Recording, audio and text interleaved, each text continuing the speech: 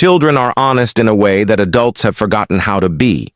They haven't yet learned which things are safe to say out loud. They haven't yet built the filters that tell them, keep that to yourself. Stay quiet. Don't scare people.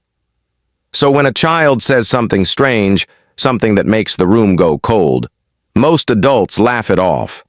Chalk it up to an overactive imagination, a dream, a game. Most of the time they're right to, but sometimes they're not.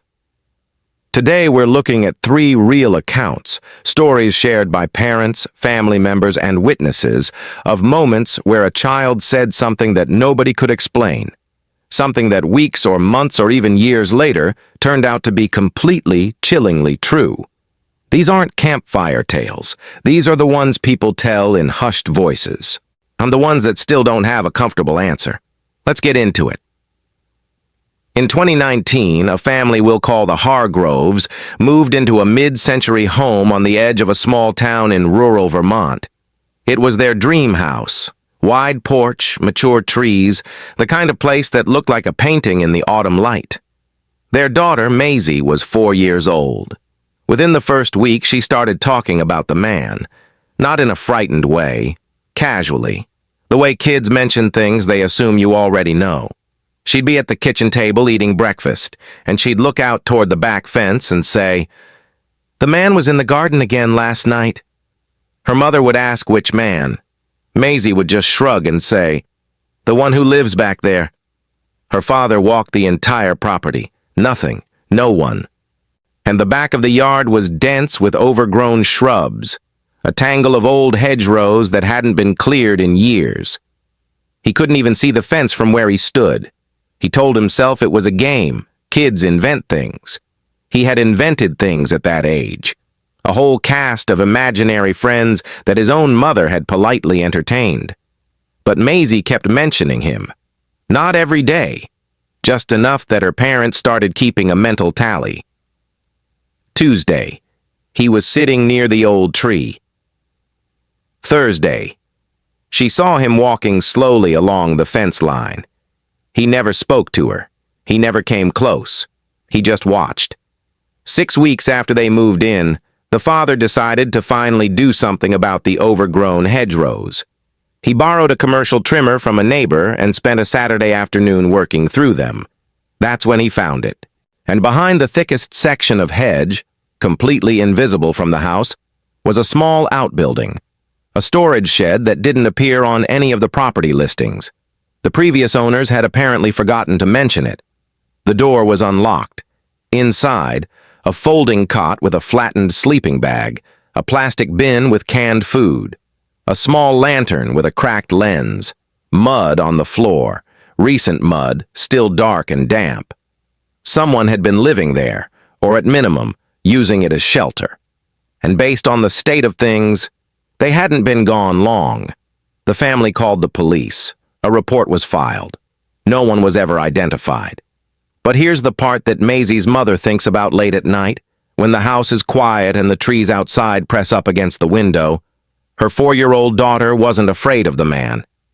She mentioned him the way she mentioned the birds, or the squirrels, or the neighbor's dog. Like he was just part of the yard. Like he'd always been there. This one comes from a woman named Diane who shared it in an online thread several years ago. At the time, she was a first-time homeowner, newly divorced, starting over. She'd bought an older house with her daughter, a 6-year-old named Clara. The previous owner had been an elderly woman named Eleanor. Eleanor had passed away about 5 months before the sale. Her family had handled the estate, cleared the belongings, and listed the house.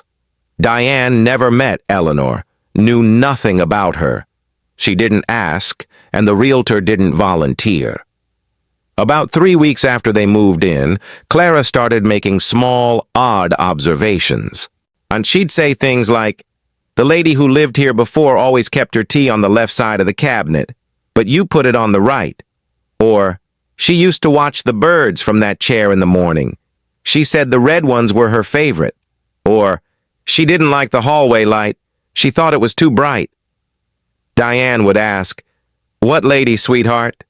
and Clara would look at her with the patient, slightly exasperated expression that only small children can manage and say, "The one who used to live here? I told you." Diane assumed she'd heard something from a neighbor. Kids absorb information like that. They overhear a conversation, misremember where they got it, and present it like they've always known. She didn't think much of it.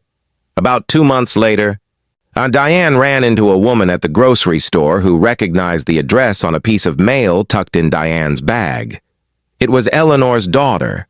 She'd grown up in that house. They ended up talking for a long time in the parking lot. At some point, almost as an afterthought, Diane mentioned Clara's comments. The tea on the left side of the cabinet, the chair by the window, the birds. The woman went very still. She said her mother had, in fact, kept her tea on the left side of the cabinet for as long as she could remember. Said she never understood why, it just made sense to her. The chair by the window had been Eleanor's morning spot for decades. She never missed it, rain or shine. Cardinals were her favorite. And the hallway light, they'd replaced the bulb with a softer one years ago because Eleanor had complained it gave her headaches. Diane didn't know any of that. She'd never spoken to anyone who'd been inside the house. She hadn't Googled the previous owner. There was no way for Clara to have known. The daughter stood in that parking lot for a long moment without saying anything. Then she said quietly, "That sounds exactly like my mother." Neither of them said what they were both thinking. Some things don't need to be said out loud. This final account is perhaps the most difficult to explain away. It involves a family we'll call the Bellamys, shared by the mother, a woman named Rachel, in a long, carefully written post that she published and then deleted, apparently finding the response overwhelming. It was saved and recirculated. This version comes from that archive. Her son, a boy named Owen, was 5 years old when it started. Owen had always loved to draw. Oh, typical kid stuff. Lopsided houses, cartoon dogs, family portraits where everyone had noodle arms and no necks. Normal. But around the time he turned 5, he started drawing the same face over and over. A man. Indistinct. Almost featureless. Smudged-looking, even in crayon. Except for the mouth. Every single drawing had the same detail. A wide, closed-lipped smile. Not menacing, not sad. Just present. Patient. When Rachel asked Owen who the man was, Owen said, "He watches from the corner, but only at night so he doesn't bother anyone." She asked which corner. He pointed to the far corner of his bedroom near the closet. She checked. Nothing. Over the following weeks, the drawings accumulated. She found them in his school bag, in the pages of his books, folded into his coat pocket. Always the same man, always the same smile. So she took Owen to a child psychologist, not because she believed anything supernatural was happening, but because she was a careful, attentive mother who wanted to understand what her son was processing. The psychologist wasn't alarmed. Kids fixate on images and symbols for all kinds of reasons. They worked through it over several sessions. Owen was healthy, happy, articulate. Nothing concerning emerged. Then, during their 4th session, the psychologist asked Owen to bring in some of his drawings. Owen brought a folder full of them. The psychologist spread them out on the table. Owen stood beside her, studying them with that peculiar seriousness that young children bring to their own art. Then he pointed to one and said, "She has a picture of him too." Both adults looked up. Then Owen was pointing at a framed photograph on the psychologist's bookshelf. A group photo.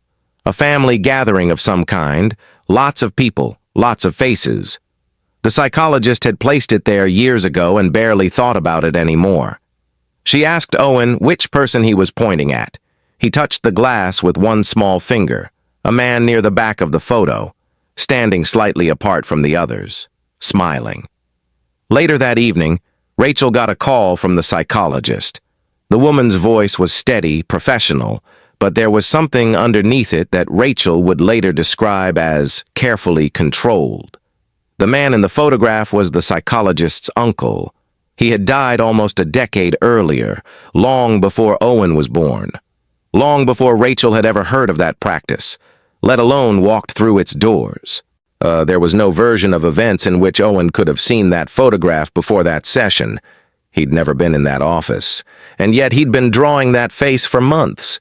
The same closed-lip smile, wide and patient, watching from the corner. I don't have a clean explanation for any of these stories. Nobody does. Maybe children perceive things that adults have trained themselves not to notice. Maybe the noise of adult life, the schedules and the deadlines and the thousand small anxieties, crowds out whatever quiet signal they're receiving. Or maybe it's simpler than that.